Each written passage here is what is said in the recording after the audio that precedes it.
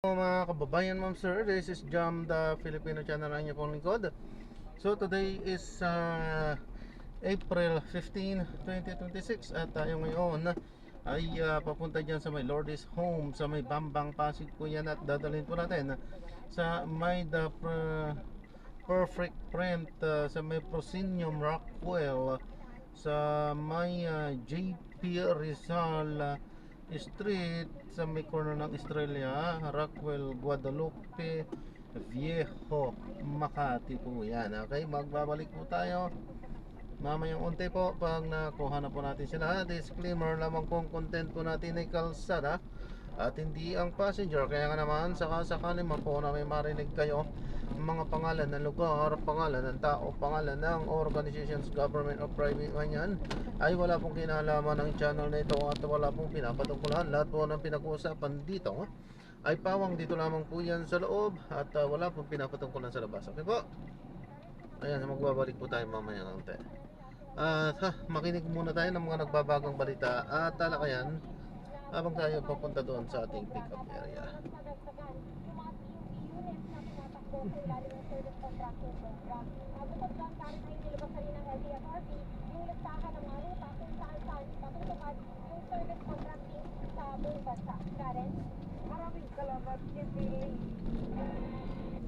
Nahirapang sumakay ang ilang commuter dahil sa pag-arangkada ng tigil pasada ng ilang transport group.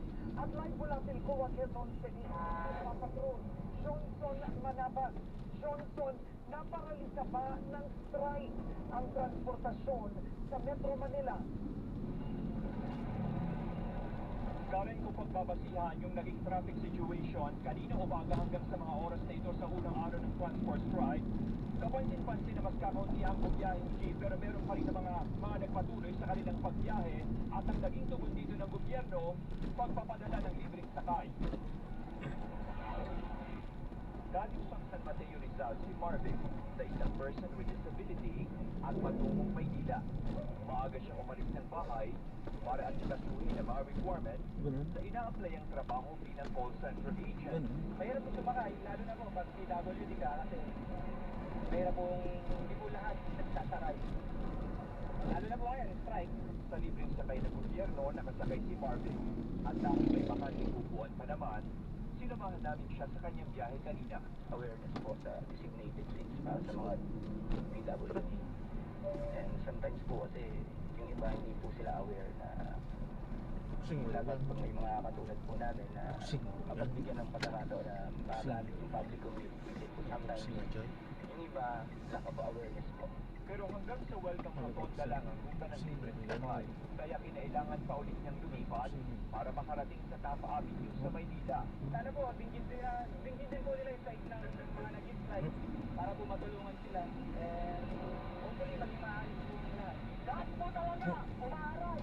Unang araw pa lang ito ng tatlong araw na tigil pasada ng grupong Manibela. Kaya kung walang magiging pagbabago sa plano, ganito rin ang inaasahang sitwasyon sa ilang lansangan hanggang sa Biyernes.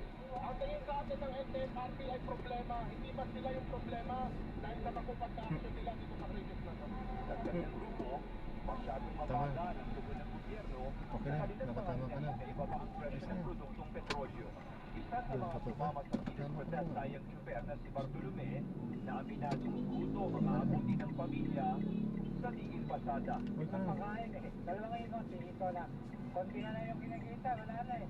Sabi ni Transportation Acting Secretary Badoy Lopez na iintindihan nila ang bigat ng pinagdadaanan ng mga tsuper sa gitna ng mataas na presyo ng petrolyo. Ginagawa ang gobyerno, kumonsatisip kami sa pag, mag-spending time, magtulungan pa po kami kasi ang dami po natin kailangan na turunan na sektor. Dagdag ni Lopez, bukas ang kagawaran para sa patuloy na pakikipag-usap sa mga grupo at matugunan ang mga issue sa sektor. Patuloy din anyang pinag-aaralan ng panawagang suspindihin o bawasan ng excise tax at VAT sa petrolyo. Karen, sabi ni Secretary Badoy Lopez ng DOTR, meron naman na ibinamimigay ng fuel subsidy sa mga public transport utility vehicle drivers and operators. Bukod pa dyan, yung 5,000 piso na ayuda mula sa DSWD mula sa IX program nito. Sabi ni Secretary Lopez, meron din 10 piso na diskwento para sa mga PUV at UV Express drivers dito sa Metro Manila. 6% Impormasyon mula kay Marval Bueno ng Malibela tuloy ay ikalawang araw ng kanilang tigil pasada bukas sa iba't ibang panig ng Metro Manila. Karen. Maraming salamat, Johnson Manapan. Pinalawag ng Bangko Sentral ng Pilipinas ang ilang pagluwag sa pagbabayad sa utang sa mga financial institution bilang pagtugon sa epekto ng gulo sa Middle I'm here East already. at tumataas na presyo ng langis. Sa I'm here inilabas already. na Monetary I'm here Board already. Resolution ng BSP noong April 8, mabibigyan ng regulatory Right. relief ang mga lubang apektado ng crisis at walang kakayahang pagbayad ng kanilang utang sa pamamagitan ng 6 na buwan na temporary grace period sa loan payment habang pinagpapaliban din ng hanggang 1 taon ang pagbabayad naman sa agricultural loan. Sinimok din ng BSP ang financial institutions na pansamantala munang alisin ang fees at charges sa online banking platform o Kaya lang, may 3 trading days pa na natitira, kaya hindi pa sigurado kung masusundan nga ang rollback sa susunod na linggo. Kinumpirma ng DOE na pababa na ang presyo, sabay paalalang maaga pa para mag-uwi. If this market reaction continues, potentially magkaroon tayo ng more stable price or baka magkaroon pa ng rollback. Sa issue ng supply ng langis sa Pilipinas, as of April 10, tatagal pa na mahigit 1.5 buwan ang supply ng gasolina at diesel. Pero ang LPG, nasa 36 days lang tatagal ang kasalukuyang inventaryo. Pero may parating na supply na 22,000 metric tons ng LPG at tumas ng 5 araw na supply na i-deliver sa gitna ng Mayo. Ang kumpanyang Regasco na unang nagtapyas ng presyo kasunod ng pagsuspinde ni Pangulong Marcos ng excise tax. Nagreklamo dahil ang parating nilang supply ng LPG papatawan pa rin nilo ng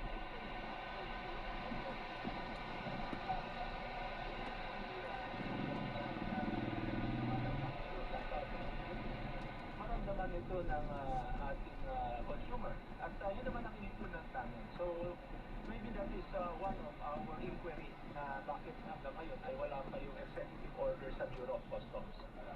Sagot ng Bureau of Customs, wala pa rin sa kanila ang kopya ng dokumento Dito tayo sa pinadala. kanyang kahit Parang maliit ito dito. ay nanisyo ni Pangulong Marcos, kaya hindi rin nila mabago ang kasalukuyang data system na mayroon pa rin excise tax. Samantala, tiniyak ng Department of Energy na walang brown out sa kabuuan ng tag-init kahit tumaas ang presyo at may banta sa supply ng langis dulot ng giyera sa Middle East. Isa ko lang sinisigurado is there will be no power interruptions because of the diesel price. Hala, Because yan po, may Sige pa. supply tayo and then only 97% of our power does not come from diesel. Paliwanag ng National Grid Corporation of the Philippines, walang anumang projected Kabisado niyo dito, ma'am? red Hindi month po, o bago yellow, lang po ako kaya dito eh. kampante silang walang brown out Dito tayo pinapadala may SK. kasamang pasubali. Sana mas maluwag na yan, oh. Paliko na yan. Mga power energy players sa nakatakdang schedule ng maintenance shutdown, base sa nakikita ng NGCP, wala tayo dapat mangampahan ngayong darating na bagyo. Binabantayan naman ng DOE ang daang-libong consumer sa mga isla dahil sila ang gumagamit ng mga power facilities na tumatakbo Okay sa lang. diesel, Importante kaya ka siya. tatamaan sila ng mas mahal na singit sa kuryente.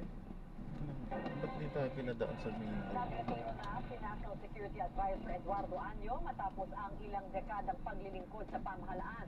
Inanunsyo ng palasyo ang pagtanggap ng Pangulo sa courtesy resignation ni Anyo at nagpasalamat sa serbisyong ibinahagi nito. Bago maging National Security Advisor, nagsilbi si Anyo bilang kalihim ng Department of Interior and Local Government sa ilalim ng Duterte administration. Itinalaga naman ng Pangulo si dating AFP Chief of Staff Eduardo Oban Jr. bilang kapalit ni Anyo sa pwesto. We thank Secretary Anyo for his dedicated and distinguished service to the Filipino people.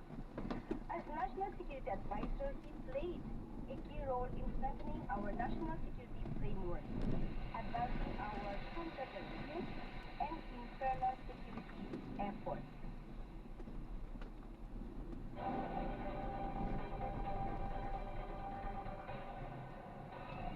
Arestado po ang isang lalaking sumangay umano ng nakaparadang motorsiklo sa Quezon City. Ang suspect naengganyo ng umano dahil nakita niyang naiwan ang susi sa motorsiklo. Yan ang CCTV patrol ni Jeff Caparan.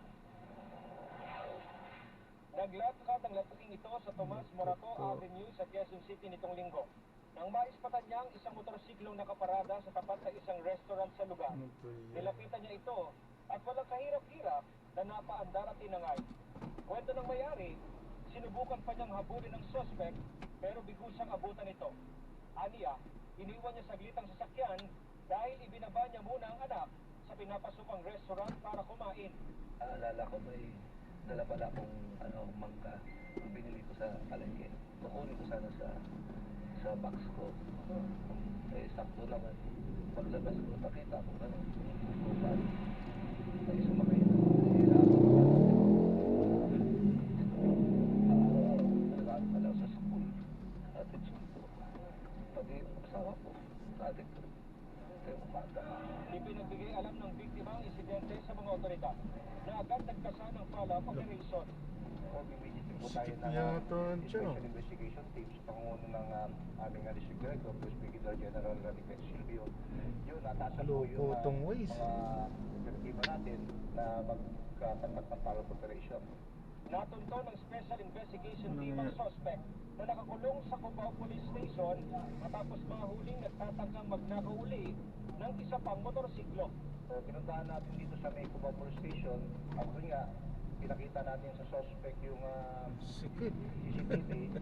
Ako, sisiksik pa sila, sikip-sikip eh. Yung mag-dahilan, agad umamin. Akas siya. Napagit niya nga, natanong natin kung saan niya dinala yung motor. At yun nga po, nasa napagit niya na idinala niya to sa Montalban. May duty po niya rin. Okay po, yan po.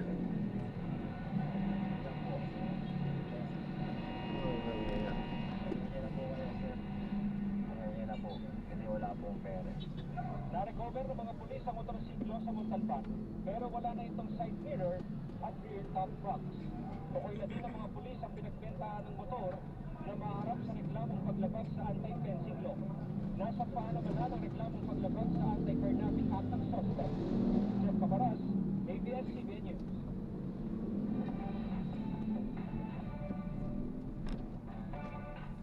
Gretchen, ano ang mga bagong shows na aabangan natin? At hindi nilapag na ang mga bagong palabas na aabangan sa isang streaming platform. Magbabalik serye si megastar Sharon Cuneta. Reunited naman sina Kim Chiu at Paolo Abilino sa isang romantic series. At handa na para sa season 2 ng LOL National Latin Philippines ang kabonggo superstar Vice Ganda. Nagpapadol Ana Cerezo. Mula sa batuhan ng maanghang na akusasyon sa Dialabas, magdadala naman ng Best of K-Drama at Pinoy Serye ang tambalan ni Kim Chiu at Paolo Abilino sa Kopino. For my Korea magic, we will go to Korea to shoot some of the scenes with Korean actors. Kabilang ang Kopino ng Kim Pao sa mga idatas na exciting na kwentong pagbibidahan ng ilang kapamilya star sa Prime Video ngayong taon. Nakalinya na rin ang mega project ng ABS-CBN at GMA na Honor 9 Mother na pagbibidahan ni megastar Sharon Cuneta at Marky Forteza kasama sina John Estrada at Kaline Ramos. It's like two families coming together. We're very proud, very honored. Nagsilang ako kanina, wala ka. Naipatisir na rin sa serye ni Janine Gutierrez, Jericho Rosales at Sofia Andres na Loyalty Game. Inspired ang suspense drama sa viral thread na Loyalty Test. Muli namang magpapatawad si Nene Vice Ganda at mga publikasing contestant sa Maxwell Atlantic Philippines Season 2. Ibinita rin ni Zanjo Marudo at Angelica Pangaliban na mas marami pang plot twist ang aabangan sa The Silent Noise. Lalo namang pinainit ni Joshua Garcia at Ivana Alaw ang hype sa Love is Never Gone na ipapalabas sa May 8. Sobrang husay, di ba? Pero saan ko kasi siya napala sa action? Yes, walang double. Walang double. Yung double na good. Kasi totoo talaga, grabe yung mga takbuhan na kasama ni Joshua at Ivana at sina Jason Blake, Jay Moineza, Jay Rivara at Yang Smith. Sisimula naman na ang taping ni McCoy de Leon para sa Flying Dragon sa Taiwan. Dito anya ang kauna-unahan niyang movie shoot sa ibang bansa. Ayon sa aktor, mas pinili muna niyang mag-focus sa trabaho bago sa love life. Ang laki po din po ng bagay din na pag nagpo-focus ka sa sarili mo din. Kasi nakapaggawa ka ng sports malaking bagay din po. And more time sa family ko po, sa parents ko. And pangatlo, marami akong natutunan. Pero iba din yung impact ngayon na mas magiging matured ka pa pala na di mo akalain. Sunod na abangan si McCoy sa Korean Someone Someday. Ana Seto, ABS-CBN. Dapat sa balik si Patrol, tatlong empleyado ng Land Transportation Office, kasama ang 61 fixers, Team Home. Matamang suspect sa pagpatay sa isang lalaki sa Tondo, Maynila, sumuko. Bini! Kaliwat ka na ng interviews mula sa mga bigating media outlets sa Amerika. Abangan ang iba pang mga nagpapagang balita sa pagbabalik ng TV Patrol.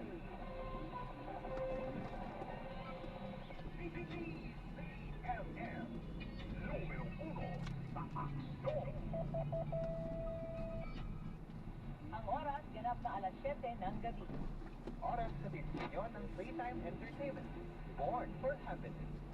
Magbabalik ang TV Patrol sa DCMM.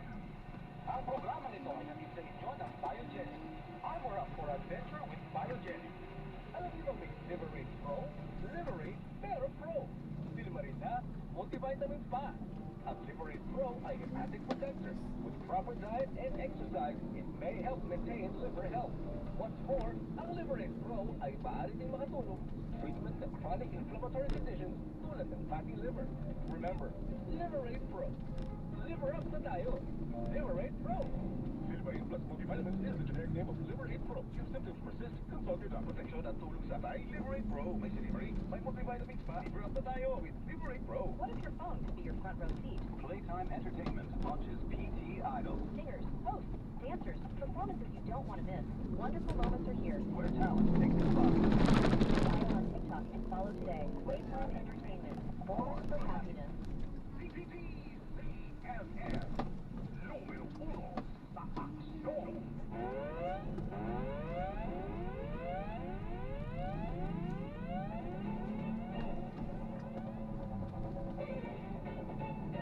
May pag-uulat po ang ating Radio Patrol.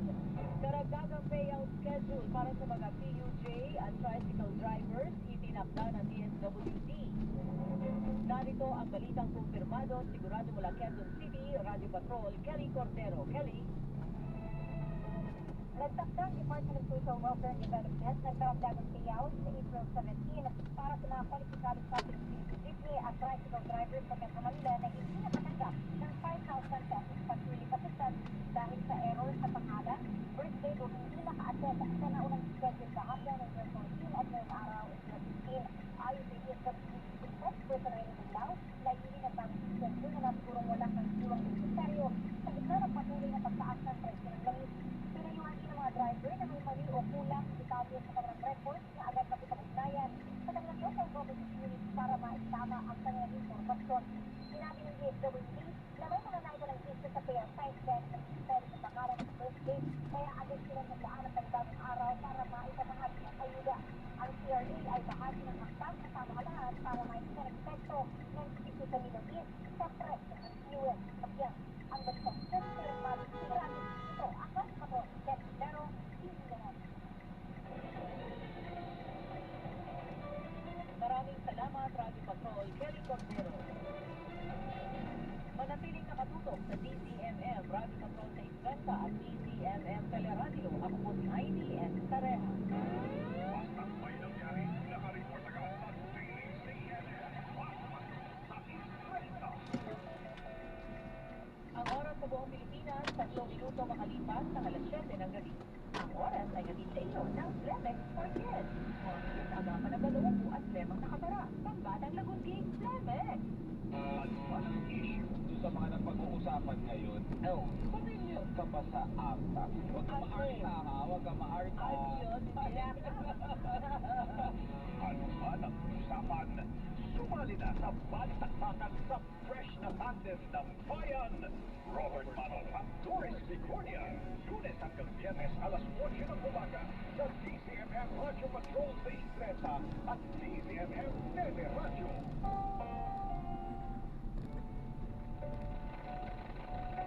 Sa ating pang-araw-araw na buhay, mayroon at mayroong gumugulo sa ating isipan. Healing, menstruation. Pero 2 linggo kung mag-menstruation ay.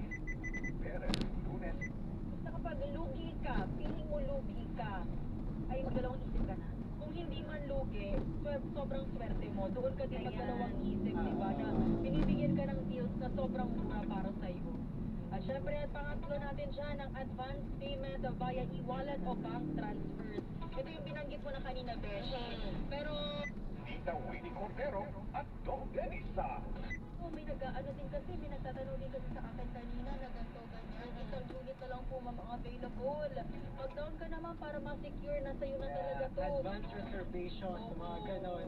Para ma'am, kahit ano na lang ma'am, 15% ma'am ng total payment ang ang itawon mo, okay na yun, ganyan. Pero at the end of the day, na-scam ka na pala. Tapos, this person is not available. Sinlap ka na pala. Grabe naman pala yun. Uy, pero kung tayo nagdadalawang isip sa down payment pa lang, yung iba kasi talaga, ang bilis mag-scam, hinihingi na ng full payment.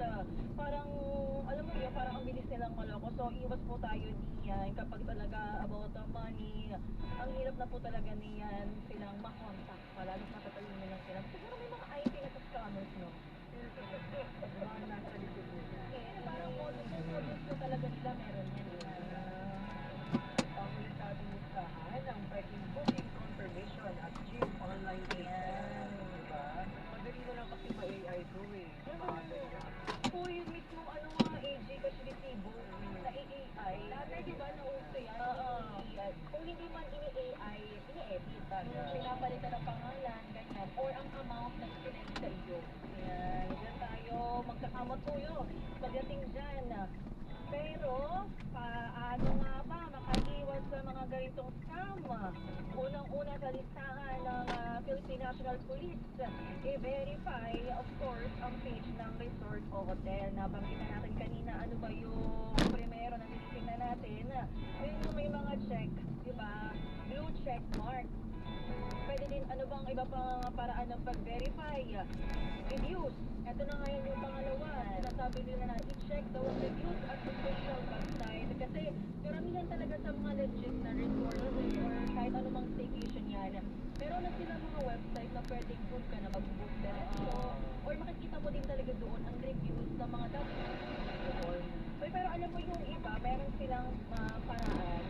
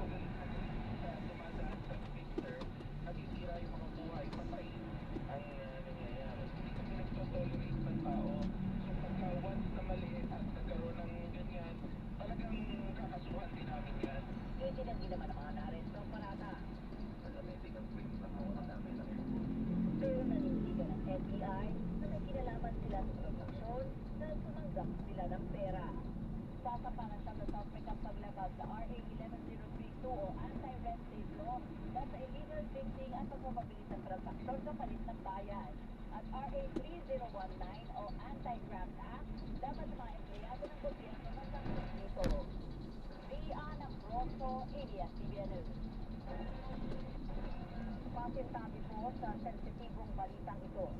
Hindi bababa sa 20 saksak sa iba-ibang bahagi ng katawan at tama ng bala ang kinamo ng isang lalaki matapos pagtulungan ng mag-ama sa Tondo, Maynila. Ang mga suspect nagtago muna sa bataan bago tuluyang sumuko sa mga otoridad. Nagpapatrol, Jeffrey Gunda. Ang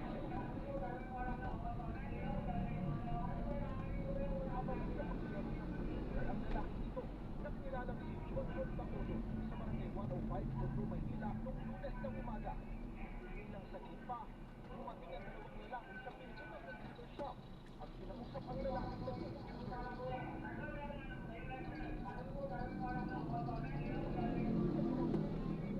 ang kanilang naging usapan, pero makikitang naging tensyonado ang kanilang pagdidiskusyon. Maya-maya, tumayo si Bacolod at tumakas papunta sa dalawang nasa pinto. Pero, hindi pa man siya nakakalapit, pinaputungan na siya ng isa sa kanila. Hinugod naman ang isa pa ang nakasumbit niyang kutsilyo. Napatakbo si Bacolod sa loob ng shop at dito na siya nag-order ng dalawa. Hindi ang pagmamakahawa ng biktima, pero tuloy pa rin sa pagkakay ang dalawa. Ikinasa pa ng nakaitim na lalaki ang hawak nitong baril, pero hindi na ito pumuto. Hanggang senado niya sa kasama ang kutsilyo at mga ilang beses na inundaya ng saksak ang biktima. Narinig ko na lang po yung putok ng baril. Pagkatapos, tinignan ko pa. Hindi ko na mawatan kasi nasalubong ko po yung tatay, yung suspect eh. Bigla akong lumabas, sumasagot. Naitakbo pa sa ospital ang biktima pero dineklara ng dead on arrival. Isang gunshot wound lang yung tinamo ng biktima natin, pero yung stab wound natin, hindi siya bababa sa 20 stab wound. Different part ng body niya, puro katawan na yung mukha at saka ulo. Nagtago muna sa bataan ang mga suspect na napangalaman mag-ama bago sumuko sa mga otoridad ng Martes ng gabi. Ayon sa nakababatang suspect, linggo ng hapon nang habulin umano siya ng saksak ng biktima sa basketball court sa kanilang lugar sa hindi malamang dahilan. Wala naman po ako sa akin, nabi niya po ako ng patalim, kung ako naman po nakabutan ng ba't ginawa na sa akin yun. Inireport pa umano nila ang insidente sa kanilang barangay pero hindi sumipot ang biktima. Kaya pinuntahan na nilang mag-ama ang biktima nang malamang ito'y nasa computer shop.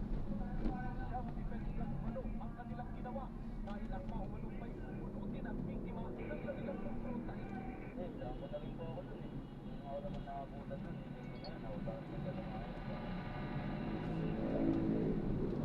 Parang hihani naman kasi sa mga kapatid, sa tropa ko rin mga kapatid.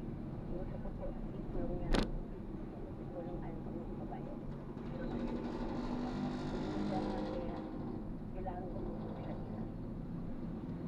Dahil ginawa nila sa anak ko, bago yung tinatay. Ayon kay Manila Mayor Isko Moreno, case closed na ang insidente. Sa buhay, hindi talaga tayo pwedeng magpabigla-bigla. Hayaan natin na umiral kung ano yung proseso. At huwag natin ilalagay sa kamay natin ang batas kasi. Nakapit ngayon ang mag-amang suspect sa Manila Police District na maharap sa kasong murder. Siya si Kuya, PBS-CBN. Sinisita ang personal na story si Interior Secretary Don Miguel sa lalaking sinikita dahil nakahubad habang naghahalo ng semento sa labas ng kanilang bahay sa Mandaluyong City. Sa harap nito, Johnny Lancino, inako ni Remulla ang responsibilidad sa pagkakamali ng otoridad. Anyang ganado ang mga pulis na manghuli dahil gusto lang nilang bago matupad ang mga ordinansa ng lokal na pamahalaan. Pero sinabi po ni Remulla na maglalagay ng exception dito lalo kung mapapatunayang nagtatrabaho ang mga masisitang nakahubad sa lansangan. Ibinalik din ni Remulla kay Lancino ang 500 pisong ibinayad mula sa multa at nangakong tutulong sa pagpapaayos ng kanilang bahay.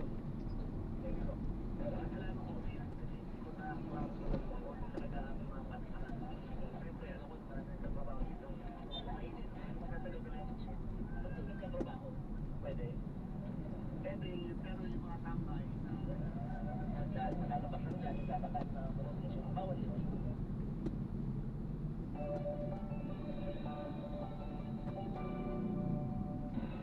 Alamin na po natin ang magiging lagay ng panahon Ariel Rojas live mula sa Dapitan, Maynila. Ariel, may itututo pa ba itong init? Grabe yung alinsangan. At paano nagpapalamig ang mga residente riyan? Alam mo, Alvin, sabi ng Pag-asa ay nasa pinaka-kapagsagana ng tag-init ngayong Abril at sa unang bahagi ng Mayo. At sa pagtaya nila ay posibleng sumampa sa 40 degrees Celsius yung temperatura sa ilang bahagi ng Northern at Central Luzon. Habang sa Metro Manila, pwede umabot naman sa 39 degrees Celsius ngayong buwan ng Abril. Air temperature pa lang yan dahil kung ang pag-uusapan naman ay alinsangan o kasama ang alinsangan, ang heat index ngayong araw ng Miyerkules umalong sa 42 degrees Celsius.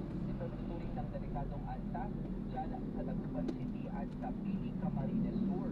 Pero bukas, ang Webes, sabi ng Pag-asa ay posibleng 41 degrees Celsius ang pinakamataas na heat index doon sa Cotabato City at sa Miyerkules, habang 40 degrees Celsius naman ang damang init na aasahan sa Bacnotan, La Union, Borongan City, Coron, Palawan, Dumangas, Iloilo, Yuan, Eastern Samar, maging Sinatuan, Surigao del Sur, Camarines Sur at Zamboanga City.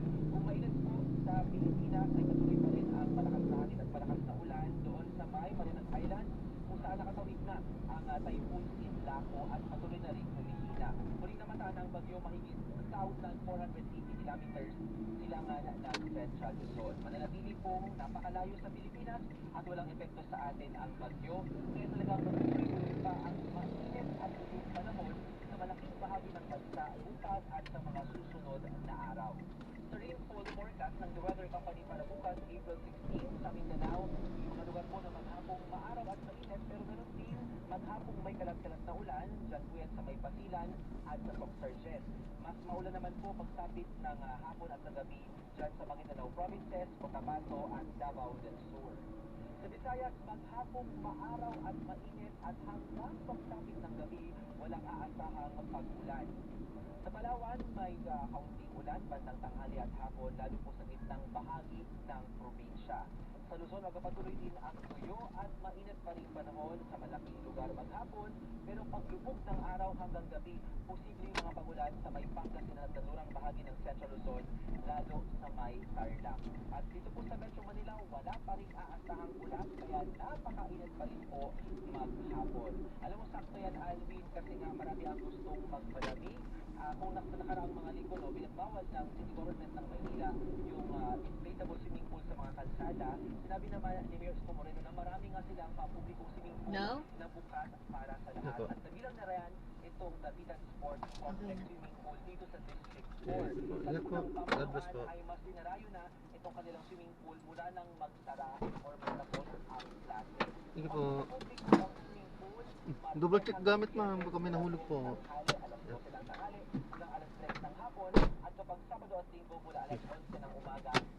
Ayan, so na-drop na natin sila. Maraming salamat po sa panonood hanggang sa muli po. Ingat, God bless. Paano po?